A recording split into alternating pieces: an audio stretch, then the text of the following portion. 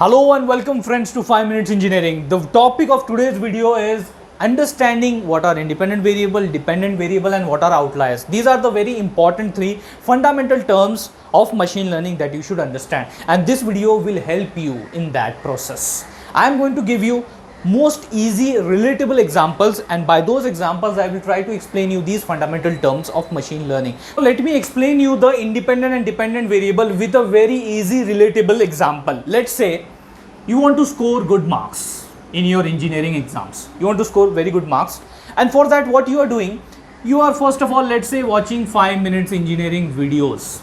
Okay, you are watching 5 minutes engineering videos. Added to that, you are also reading the 5 minutes engineering notes. Now notes are in the form of blocks that I have provided on 5minutesengineering.com, and you are also referring there. You are reading the notes for better understanding of the concepts. Okay, and plus added to that, you are also referring to the reference books for that particular topic subject. Okay, now in this situation, what and where the independent and dependent variable comes? So let me tell you now, these are nothing but the factors which are going to affect your marks, correct?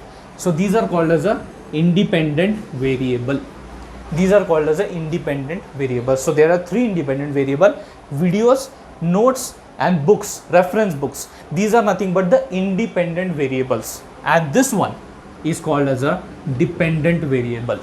So as the name goes, dependent means your marks, this particular variable, okay, is dependent on these three variables, that is a independent. So this was a real life relatable example. Now let me give you some practical technical example by which you will understand them better way. Okay, let's say you have a bike. Okay, let's say you have a bike and you want to know the price of the bike. So bike price, what is the market price of my bike? Okay, and it depends upon two things. Let's say it depends upon the two things. First one is the number of years that you have used that bike. Okay, the number of years you used that bike, 2 years, 3 years, 4 years, 5 years, it could be anything. So the number of years you have used that bike. Added to that, one more thing, one more factor is there, that is the distance that you have traveled using that bike. So you can get that reading on the bike, no? So from that you can know how much kilometers the bike has gone. Okay, so the, let's say, distance in kilometers, okay, that has been traveled by that bike. So now these are nothing but the independent variable. These are nothing but the independent variable, and your bike market price is nothing but the dependent variable. So your bike price depends upon how many years you have used that bike and how much distance in kilometers it has traveled. Now let's try to understand about the term outliers. What are outliers? Let me explain you with the help of this diagram. Now here in this graph you can see these are the points. Okay, these are the points, and now outliers are unusual data points in your data set. They are some unusual, extreme, too large, too small, extreme, unusual data points of your data set that are far away from the normal group of data points in your data set. So I hope you understood this respective point, and let me clear my statement by giving you a simple real life example, relatable example. Let's say you are in a college and your college exams are going to be approaching, final exams are going to be approaching. Now the college authority and the faculty want to conduct some revision sessions and give special attention to the students whose concepts are very weak.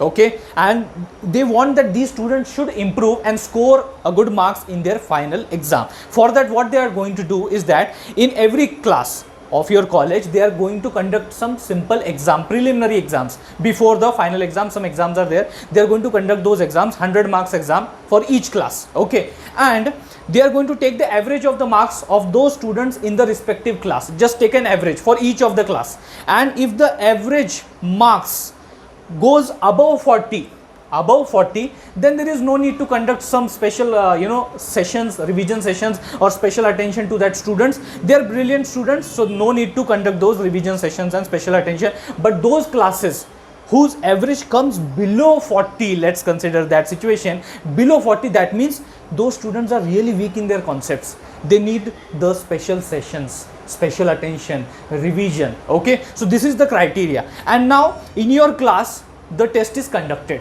and this is the score that your class got. Let's say 5 students are in your class, okay, including you. Now this is what the marks you got in that particular exam. test exam. That is here, one got 20, 30, 25, 35 and 95. Okay, these are the marks you got.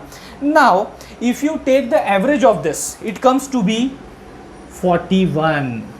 If you take an average of this, it comes to be 41. So which category do your class belong? To the brilliant category. Means where there is no need of revision, special attention. Okay. But actually, if you see the majority of marks, the majority of student marks in your exam, in that particular exam, you can see that they need revision. They require revision. They require special attention just because of this person. Just because of that person, your average of the class is shifted more than 40, towards more than 40.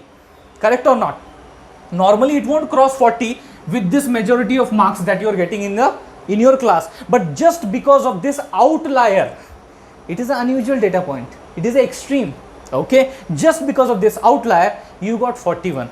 And therefore, this whole class need to suffer now. Why it has to suffer? Because for that class, special attention is not given, revision sessions are not conducted. So friends, that's it from my side in this video. I hope you enjoyed learning and knowing about what are dependent, independent variables and outliers with these relatable real life examples. And if you found this video informative, do like this video and more importantly, share this video with your friends. Thanks a lot friends for watching this video.